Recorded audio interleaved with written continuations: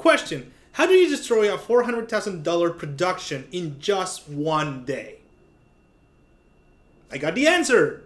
What's up, guys? How's it going? I'm basically German here, and you're watching this viewer.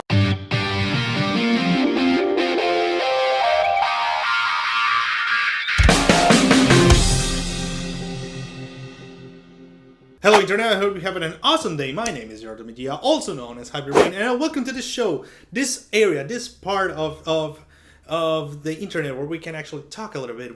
With this safe zone where opinions can go on, and I talk about and analyze stuff that have been working or been happening over the internet. Yes, I still don't know how to start a show. Still looking for an introduction. Or maybe this is an introduction where I actually talk about random stuff. Yeah, what the hell not? So, today, let's talk about the Game Jam's development, the Game Jam's debacle, and how the work of one man destroyed in less than 24 hours. So, a little bit of recap. Game Jams was supposed to be like a reality show where they were going to talk about, they were going to show indie developers working on a game jam, where you can win a game jam. It's like small development teams work on a demo game, and they share like notes. They try to show up their skills and basically create a game. And supposedly this has to be like a fun and entertaining idea. That was supposed to be there. But this guy, this Pepsi consultant, with his ideas and the directing he was giving it, destroyed completely the show, or what was supposed to be the idea of fun development, of how indie development works in this way, by doing the most stupid, archaic, and nonsensical of questions.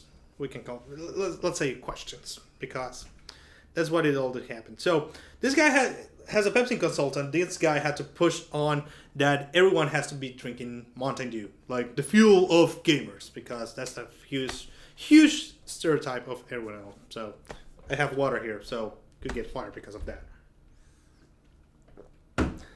So the big problem with that was that he also wanted to create drama inside it. The production team and team wanted to create this kind of drama that it wasn't necessary on this kind of show.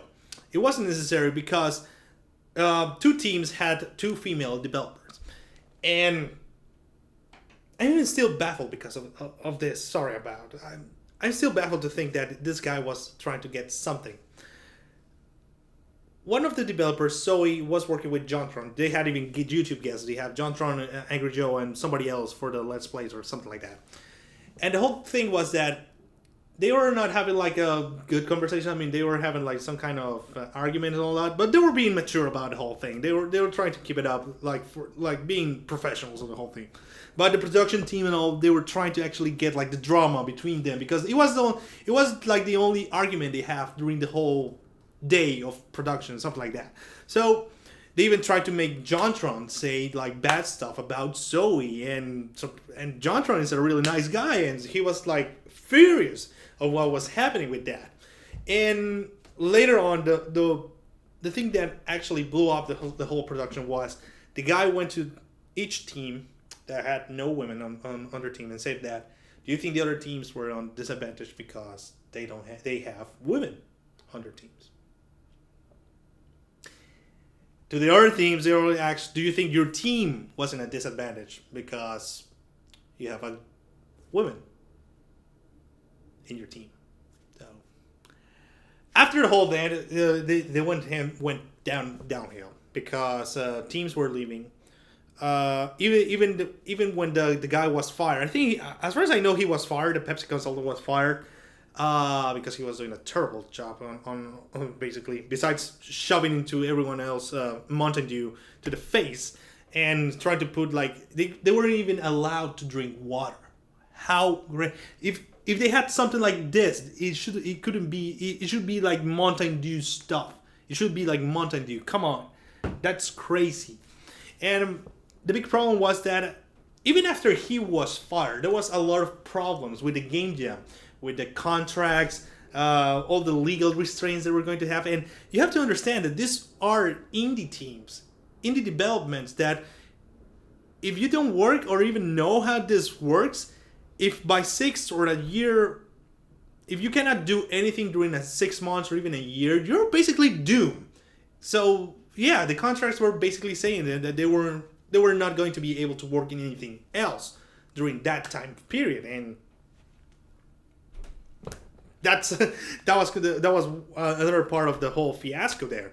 So going a little bit back of what happened with them, with Zoe and the other woman developer, I forgot, a female developer, I forgot her name, was that it's also showing that there's still like that kind of mentality or man club thing on this kind of gaming industry, or even the comic or geek culture or anything else, that is being tried to be portrayed by others. Now, obviously, the Game Jam idea was amazing because they were going to show like the real thing, like, yeah, this is how indie development worked, like show you a little bit more of the not the bare bones, the behind the scenes of how we work. That it's, even if sometimes it's frustrating, and even though we have like the goals set and everything gets on time, it is an experience that people go, and that this is the normal thing. But when they start trying to get like this kind of drama inside, even trying to divide developers, or even try to even say or acknowledge that even just because you're a woman, or just because you have a pair of boobs, I'm sorry if I'm offending something with that, you're not special, or you're special, or that your team is in an advantage or disadvantage. That has to be disregarded. That shouldn't be possible on this era, on this age, but unfortunately it's still happening. Hell, there's been women right now that are even able to go to play sports of only men sports, football, for example. In the comic industry, great female writers have created amazing stories, like the Miss Marvel reboot, or the New 52. I think it's like the New 52, that I'm even interested to reading, because they were able to create good stuff.